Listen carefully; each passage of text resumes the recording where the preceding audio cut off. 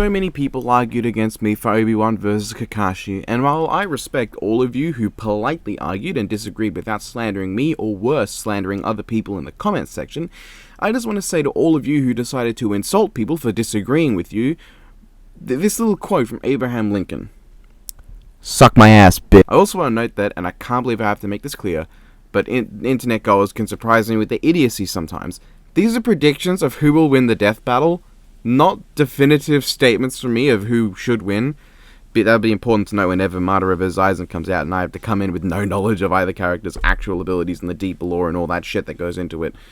And while some might argue I was wrong with Graver's death, shut up. I've said it before. 2 days after the video came out, I began to reevaluate things and realized the death battle would totally give Esdeath the win.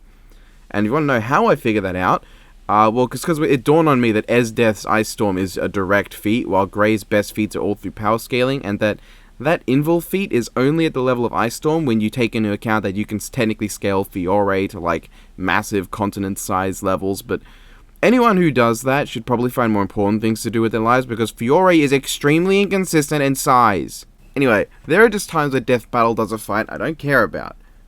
But I also don't condemn because I don't care about the fight due to my lack of knowledge of either series. I know nothing about these two going in, so take everything I say with a grain of salt. And if you want to be a cunt about it and slander me because I'm not a hardcore fan of Danny and Jake and I don't know every single feat and every single bit of scaling, then you can politely take your ass, pull your head out of it, and learn to grow up. God, I'm being really rude today. If you're one of those people who politely argue over versus Kakashi, this is not targeted to you. And if you're someone who is not going to insult me because I don't know either character really well, you're also not my target. So I had to ask some people to help on this one, and from what I gather, it seems most people agree that Fanny Danton wins, but that's not necessarily what Death Battle Wait a minute. Daniel Fenton. That's so late. Wait a minute. Jacob Lung? That's his real name? Like Lung as in dragon? Lung means dragon. It's Cantonese. I don't know if it's the same in Mandarin. I never learnt that language. Why would I want to talk with Citrus? Jake Lung. Huh. So I guess the first thing I want to note is that Danny Phantom has fought a dragon in the past apparently, which I guess is important to note, and this doesn't mean he has experience with some of the abilities Jake has, but before looking into what Jake can do, it means that Danny could possibly even have predetermined expectations of what Jake has, which could be a problem for him. Yeah, I know nothing about the personalities either. Grains of salt. A lot of them. Just don't take them on a spoon. I had a spoonful of salt once. It was not pretty, and that's a true story. So let's look at Danny first, because there's an Ultra Guy blog in him which just makes my job easier. I've got like 5 hours total to work on this across 2 days. Thank you, Space Godzilla. You can take your Corona Beam and shove it up your ass! So first off, Danny has an arsenal, but apparently most of it is one-use or non-standard, aside from a Ghostbusters Ghost Trap that only works on ghosts. It did apparently cast the fairy godparents once, but that doesn't seem like it's canon, and also he apparently had to trick a guy into becoming a ghost for it to work in his own show, so it likely won't work on Long John. Danny can fire eye beams, ass beams, disc lasers, and explode energy from his body. He can make a barrier, control ice to freeze things, and can become intangible. He can fly, be invisible, make clones, possess people, and inanimate objects, which obviously they're not going to give him that in the episode. Inanimate objects are OP. And he has a malleable body. He also has a ghost sense, but that apparently only works around ghosts and is not the force or spider sense. Now let's take a look at some calcs. Now these are mostly from Versus Battle Wiki, which generally is not totally reliable, but their calcs are usually fine, as long as you don't just go along with what the calc says and you look at what they're calculating. But I don't have time for that. Versus Battle Wiki is usually not as reliable as narrative forums. There's Vortex doing an iron level storm, but apparently Danny couldn't even hurt that guy in their fight. There's a random guy, Archer Ghost, that was able to dodge something at 19% the speed of light that Danny should scale to, because apparently ghost beams are light, like they're described as light apparently, but I don't know. Anyway, that's not important, because Danny apparently once threw the Pariah's Keep at 3 times the speed of light, so he also has other light speed feats too, but this relies on light speed ghost beams, which I'm not well versed enough to talk about. Undergrowth apparently has an iron level feat, but I don't know if that scales to Danny, because Danny used ice powers against him, which is Undergrowth's specific weakness. Apparently though, Danny himself has 2 different feats in the multi-city block range, meaning he should be around 700 tons of TNT. And I definitely think Death Battle will be using this specific scene as a base point for Danny Phantom, unless he has a particular physical AP feat I'm not aware of that's higher. Also, I'm ignoring scaling to Pariah Dark, because I've heard a lot of people tell me that it's bunk, doesn't make sense, stuff like that. I don't know. We're going to see if Danny can win without it, because who cares? I mean, okay, a lot of Danny Phantom fans probably care, but I don't care that much. I'm just trying to get an idea of what Death Battle might or might not use. What about Jake Long? I'm going to keep calling him Jake Long, huh? Jake's harder because there's not a real blog I can look at, and beyond the Respect Thread and Versus Wiki posts, I don't know, and Versus Wiki puts him at building level, which I'm fairly certain is a massive lowball. When you see Versus Wiki doing this shit, you can definitely tell him to shove it. I mean, they still put Thor and Silver Surfer below universe level. So, what are Jake's abilities? He can fly, just like Danny. He can apparently break steel and lift tons. He can see in infrared and has incredible hearing, which I don't know if that would counter Danny's invisibility. I mean, if Danny's truly able to become intangible, then he'd give off no heat signature and also wouldn't make any sound. His body isn't interacting with the natural world if he's literally intangible, so it should produce no heat and not vibrating in the air. But this is a cartoon, so it's possible that he does produce heat, and maybe those things that detect ghosts, regardless of invisibility, see through heat vision. I don't know. But answering whether Jake's draconic senses could detect Danny would require in-depth understanding of how characters in Fenton's world interact with ghosts in Fenton's world, which I don't have. Jake can breathe fire, which probably shouldn't be doing anything to Danny. He's intangible. I don't know if he's been hit with a flamethrower before, but that'd be stupid. Apparently you can one-hit kill a dragon with a weakness behind the left ear, but Danny's not going to figure that shit out. I'm also fairly certain Danny can't phase inside of Jake and tear up his insides, because I've not seen it suggest that he could do that. Apparently Jake is heavily resistant to cold attacks, so it's likely that that could counter Danny's cryokinesis, but I also don't know if it's a good trade-off. Apparently when he was resisting the cold, he also couldn't breathe his fire.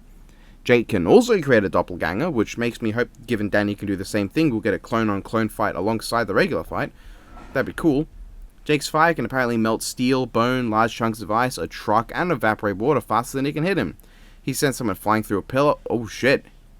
Jake Lung with pillar versus Danny Phantom with an inanimate object. Now that would be a close fight. Also, Jake can harm a being that lives in lava. Also, Jake can harm a being that lives in lava apparently, so his fire's pretty fucking hot. Jake can apparently tank a lot of punishment too. Pillar feats, beam stronger than his own fire, being sent through 2 metal doors, being hit by a Huntsclan spear, which apparently can shatter concrete, melt steel, and break something made of the strongest substance on Earth, so stronger than titanium. It seems that some calcs for Jake Lung's series include Lao Ji being 5 times faster than light, which I don't know if that scales to Jake. Jake's water pillar feat is apparently 532 tons, which is still less than Danny by a pretty big margin. Some people scale Jake to the full power of a multi-continental trident, but most people call them stupid, because apparently that's not right, I don't know. From what I can tell, Danny's direct, outright, with feats, got the power advantage here. And Jake has a speed advantage if you scale to Lao Ji, which might be stronger. I haven't seen the show. I don't know if Lao Ji is better than Jake Lung or not. And I don't know, and if any of you fucking Jake Lung fans say, obviously he does or doesn't scale, fuck off. It's not obvious to someone who hasn't watched the show and doesn't have the fucking time to. Anyway, this really seems like a Danny win to me because of that intangibility. Jake's physical attack number is completely meaningless if he can't hit Danny. From what I can tell, brute force isn't enough to harm him. I don't know why I said that so fast. I think Danny's gonna win. That intangibility is crazy.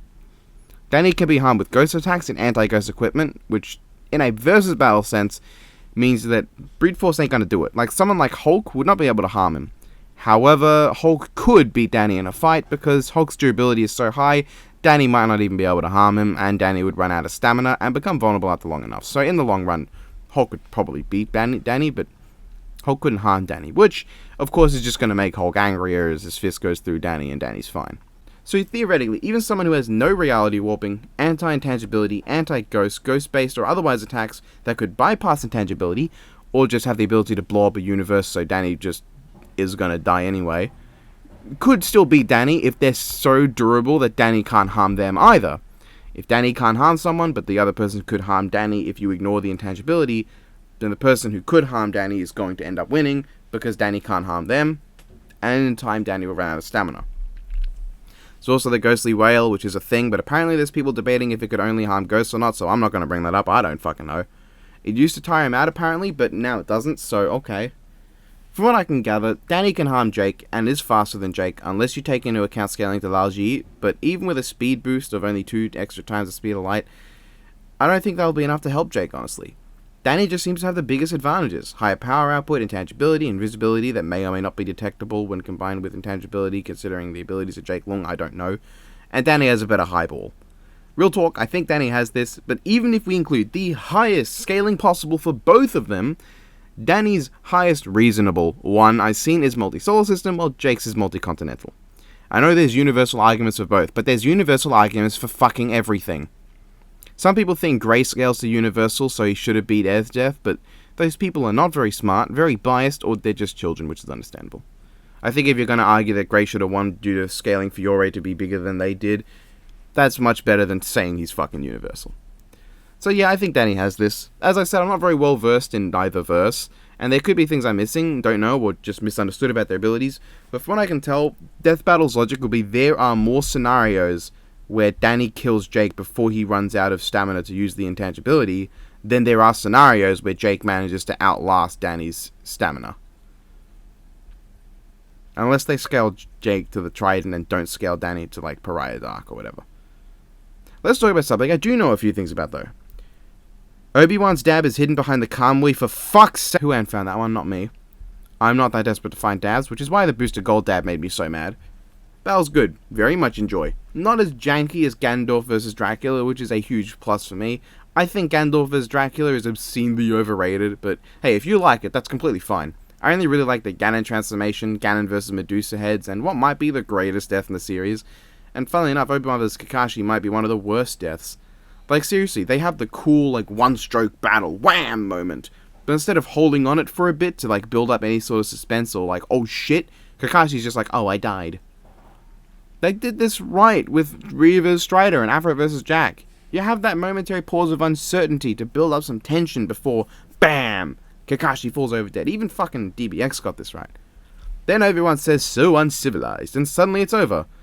It doesn't really feel like it ended, it just sort of stopped. That's the problem with these custom tracks. The fight and the track have to be built around each other.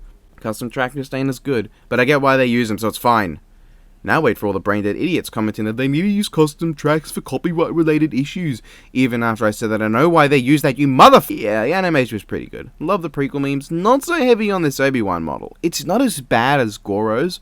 Nothing's as bad as Goro's, except maybe Carolina's shoulders. But I legitimately think using the Clone Wars 2009 design as a basis would have been even better.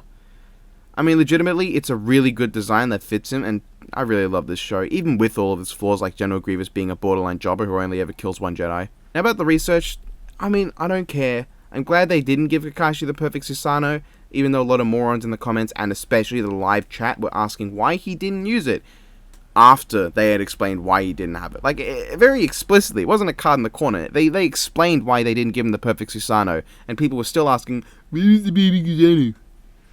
And it was like a good 5 minutes after the explanation. It wasn't like it was just the Wi-Fi meant that they asked and then it came in several seconds after they asked and they just happened to ask right before the explanation. No. And yes, Naruto fans, the Force is stronger than Chakra. You can argue whether Obi-Wan's connection to the Force is better than Kakashi's Chakra. Have at it.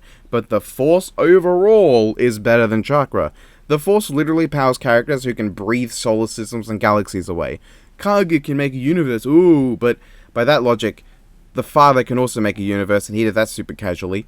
Anyway, people can have at it, arguing Obi-Wan vs. Kakashi, but please, not on this video. Please don't argue on this video. I liked the episode. Animation was good, even though there could have been more times where they actually engaged in lightsaber to kunai, I guess, combat. You know, the more I think about Goro vs. Machamp, the more I think, yeah, they didn't use the forearms to the best they could, but there was actually just a bit of no dialogue, minimal cinematography, fun brawling action. And I should appreciate Goro vs. Machamp more than I do. Legitimately think Death Battle's second season is some of the best animations ever. Like, Ryu vs. Strider doesn't have them, like, cracking jokes or spending ages talking. It's a fucking awesome battle where they trade abilities at a rapid pace so fast it gets your blood going. Fantastic animation. Never appreciated it as much as I should have.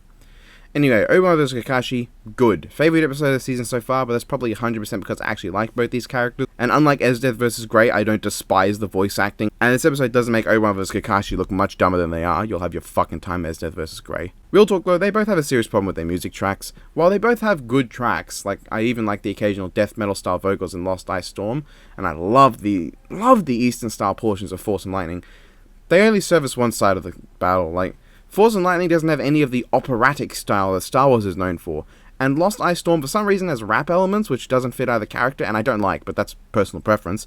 But it doesn't really have much of the fast electric guitar sound of Fairy Tail. If you're going to do a custom track, is it too much for me to ask that it sounds like it's got bits from both music styles in it, right? Please? Maybe it's too much to ask, but combining Opera and Easton's not that hard, and a Kamega Kill does that half the time anyway, and it has power metal anyway. Why isn't Lost Ice Storm a power metal ballad? That'd be awesome! Oh man, I want my fairy tale ballads to have the best part of fairy tale in them, which is the music, which is great. Those are my thoughts. Obi-Wan vs. Kakashi's decent. 7 or 8 out of 10, maybe 9 if I keep in mind how much I love this too, but then like the intro is out of character. Why is Kakashi immediately resorting to violence? He doesn't know what the Force is. Did he get like half influenced and then break out of it, or did he just pretend to be under its influence? Why is Obi-Wan tricking him?